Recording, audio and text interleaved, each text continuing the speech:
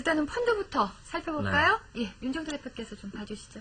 네, 그에 앞서서 이제 두 분 말씀하신 거에 대해 좀 반박을 하고 싶은데요. 또 혼내시려고요? 아니, 그게 아니라, 예. 펀드 부분도 이제 재테크다라는 부분, 좀 채팅창에도 지금 방금 올렸습니다만, 네. 연기금 쪽에서 너무 공격적으로 들어온 게 좀 시장의 전체 문제 아니었느냐, 예. 예전 기준까지 합하면요. 예. 근데 이제 펀드도 역시 마찬가지입니다. IT 거품 났을 때도 역시 마찬가지로 펀드 가입을 안 하면 혼자 바보가 되는 것처럼, 그리고 펀드를 해야만 재테크가 되는 것처럼 네. 그런 분위기를 만들었고요. IT 거품 당시에도 대학생들마저도 무조건 뭐 투자를 해서 뭔가 좀 해야 된다는 분위기. 그래서 뭐 학자금 많이 없어먹은 친구들도 그 당시에 많았습니다. 네.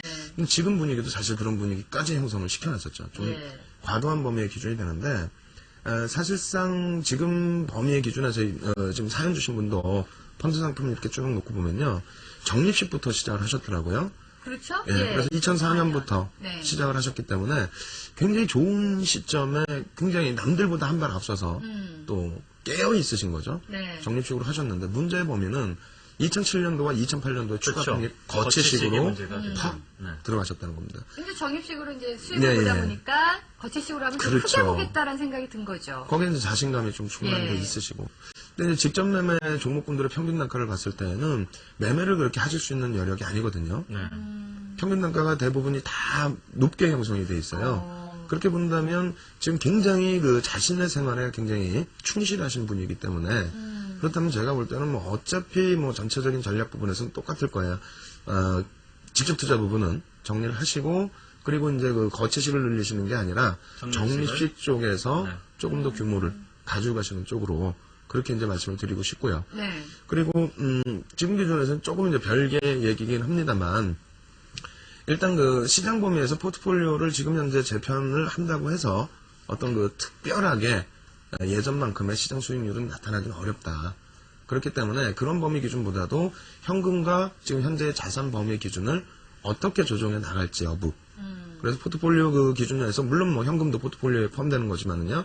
그 현금 비중에 대한 조절폭의 여부를 좀 더 설정하시는 게 좋을 것 같다 이렇게 말씀드리겠습니다. 네. 그럼 일단 갖고 계신 거치식 펀드는 두 개 다. 둘 다 지속적으로 판매를 하세요? 아닙니다. 판매를 가지고 가시는 예. 쪽으로 말씀을 드릴게요. 그래서 거치식을요? 예. 지금 전체적으로 이제 그 비중을 보면은 예. 직접 투자 부분이 조금 더 많으신 그렇죠. 것으로 제가 조금 더 알고 있습니다. 많죠. 네, 그래서 네. 그렇게 된다면 물론 이제 그 친구분 자금도 포함되어 있습니다만 일단 그 친구분 자금을 빼놓고 논다고 본다 할지라도 거의 뭐 비슷한 수준 정도 되는 것 같아요. 네. 그러면은 그 적립식이나 거치식 부분 그대로 유지를 하시고 네. 어차피 직접 투자 지금 종목의 평균 단가를 봤을 때는 매매를 원활하게 하실 수 있는 기준이 아니시기 그렇습니다. 때문에 예. 그걸 정리하셔서 뭐 조금 더 능력 있으신 분들 운영하시는 분들께 간접 상품에 넣어두시는 게 좋다. 그리고 이제 상품 기준은 제가 이제 한번 두 가지만 가지고 나왔는데요. 예. 표를 보면서 설명을 드리겠습니다. 먼저 이제 그 보시는 상품 기준 잡을 때는 기존에도 한번 보여드린 건데요. 삼성그룹주 구성 펀드예요. 그래서 삼성그룹주들에 대해서 이제 대부분이 편입이 돼 있고 이렇게 형성이 돼 있는데 일단 뭐 우량주 기준이고 또 삼성그룹주들 자체의 참여정보 마지막 기준에서는 좀 힘든 부분이 있었지만은 뭐 지금 현재 기준에서도 뭐 삼성전자 흐름도 아직까지 뭐 긍정적이기 때문에 그리고 민주당 쪽에서의 집권 기대감 요인 클린턴 정부 때처럼 IT의 활성화 부분 이러한 부분도 이제 기대감이 좀 더 있기 때문에 뭐 가지고 가시더라도 그게 크게 부담스럽지는 않으실 것 같습니다. 그래서 이제 그 삼성그룹주 수익률도 시장 대비해서는 상대적으로 좀 방어되는 측면이 있고요. 요 상품도 뭐 당연히 좀 보유 쪽으로 말씀을 드리겠고, 네. 그 다음에 이제 동부 더 클래식 상품 기준에서도, 대부분이 다 시가총액 최상위 종목 위주로 편입을 해두신, 하는 그런 운영 전략입니다.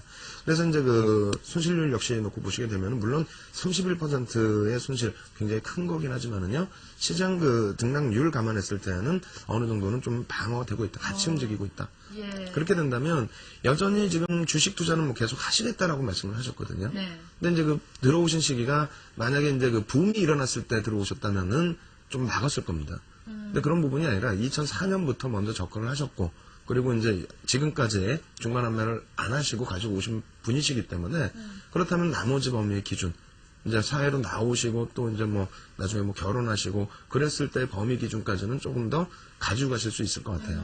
그렇다면 뭐 어떤 테마에 휘둘리시거나 직접 투자의 그 매력에 빠져드시기보다는 간접 상품 쪽으로의 지속적인 투자 부분을 권해드리도록 하겠습니다. 다만 현금 비중 부분은 이쪽 직접 투자에서 이제 좀 정리하실 부분은 일정 범위, 최소 뭐 30% 이상은 현금 기준으로 가지고 계시고요. 네. 그 부분을 절대 뭐 직접 투자보다는 이제 차근차근 적립식으로 넣으시는 게 낫겠죠. 네. 그러면 직접 투자를 다 정리를 하셔야겠네요. 포트폴리오 재구성을 원하셨는데. 그리고 뭐 본인 스스로가 인정을 하셨습니다만은 각자 일이 바쁘다 보니까 관리 자체가 어렵고 그리고 본인 것이 아니고 남의 것까지 운영을 하시기에는 좀 버거워 보이십니다. 네. 종목 자체도 투자 자금 대비해서 10종목이라면 너무 많고요. 너무 많죠. 좀 아쉬운 감이 있으시다면은 한두 종목 아주 적은 금액으로 한두 종목 정도만 가지고 계시고요. 다 정리하시는 게 좋을 것 같아요. 한 가지만 좀 말씀드리고 싶은데 네. 내용 이제 좀 많이 차이가 있습니다만 예전에 이제 그런 분 똑같은 분이 계셨어요. 예. 그래서 이제 그 대학생이었는데 뭐 유학생이었는데 조금 차이가 있었던 부분은 코스닥 종목 많이 하고 계시더라고요. 손실은 뭐 50% 정도 손실이 나 계셨고 많으시네요. 예. 그것도 2005년 그 좋은 장에서. 근데 이제 그 만나서 상담을 하다 보니까 그러더라고요. 만약에 다 손실 나면은 시집가겠다. 그래서 제가 뭐라 그랬냐면요. 예. 대한민국의 남성들이 그렇게 만만치만은 않다. 유학 가 계셔서 좀 잘못 생각하실 수도 있는데 예. 요거라도 건지십시오라고 해서 그 자금 건지셔서 결국 뭐 2007년도에 결혼을 하셨더라고요.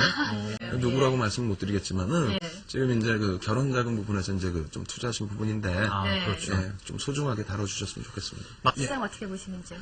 일단 뭐 시장 문제를 떠나서 오늘은 하루 종일 혼조세일 것 같고요. 네. 그렇다고 해서 급격하게 밀려 떨어질 만큼의 주변 국가들의 등락이 이상급 등락이 나오는 것도 아니고. 네. 그리고 장중에 이제 제일 싫은 게 그런 거예요. 요즘 정보가 너무 넘치다 보니까 뭐 저는 좀 심할 표현에서 뭐 찌라시성 이렇게 얘기를 하기도 하는데 장중 속보들 그래놓고 또 수정하고. 네. 근데 이제 배드뱅크 얘기가 나왔단 말이에요. 예.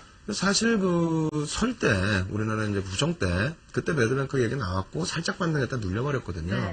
그런데 그게 원활하게 계속 진행이 못 됐던 부분이고 포함 안 될 것이라는 것도 일정 부분 알려져 있던 내용입니다. 네. 그렇다고 해서 이제 금융권의 부실 자산 냅두는 게 아니라 그 방안에 대해서도 이제 언급이 있고요. 근데 어찌됐건 오바마 대통령의 그 오늘 기자회견 부분에 있어서 여러 가지 이제 내용들 중에서 그 배드뱅크는 포함이 안 돼 있다. 근데 그것이 악재였느냐? 그것 때문에 우리나라 증시가 뭐 16포인트 빠졌다.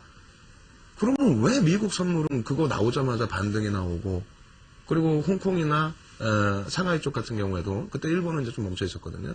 왜 그렇다면 밀려 있다가 다시 반등이 나오냐 이거예요. 그러니까 우리나라만 그 영향받는 부분이 아니고 그 당시 기준에서 중국 쪽에 이제 오늘 CPI, PPI 발표가 있었거든요. 그것에 대한 또 불확실성 부분들 이런 부분 포함되어 있었고요. 네. 표 많으니까 하여간 표 넘기면서 빨리빨리 진행을 하겠습니다. 예. 일단 뭐 굉장히 중요한 얘기 부분 중에 하나가 되는데 경기 부양책 부분이 더 중요해요. 금융 제한 부분은 예. 뭐 이미 나와 있던 내용들 기준이고요. 이번에 이제 그 가결된다 할지라도 그 부분에 대해서 상원과 하원의 또 여러 가지 내용들, 잠정 합의한 그 비교 부분의 내용들이 서로 이제 차이가 있기 때문에 이 부분 좀 체크를 하셔야 되겠고요. 네. 그리고 CPI, PPI 부분 여기서 체크하셔야 될 부분은 둘 다 이제 그 마이너스로 돌아서게 되면은 소비자 물가 지수까지 마이너스로 내려오게 되면은 디플레이션 우려감이 있다.